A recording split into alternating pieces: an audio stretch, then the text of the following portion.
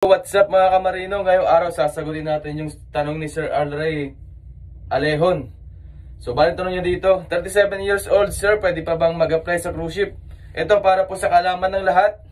Wala pong age limit dito sa cruise ship. Based sa aking experience sa mga nakikita ko dito, wala pong age limit dito. Kasi may mga nakikita tayo dito, medyo may mga edad na ay nakakasampa pa rin dito.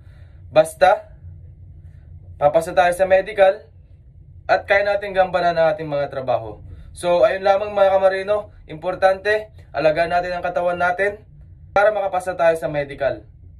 At tuloy-tuloy ang trabaho natin dito sa cruise ship o sa kahit anong bansa pa tayo. Basta papasa tayo sa medical at qualified tayo sa requirements na apply natin trabaho, ay makakapasa tayo at makapasok tayo dito sa cruise ship.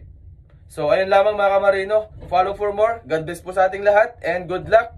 Malay mo, baka ikaw na ang susunod na sasampa dito sa cruise ship. So ayun lamang, bye bye.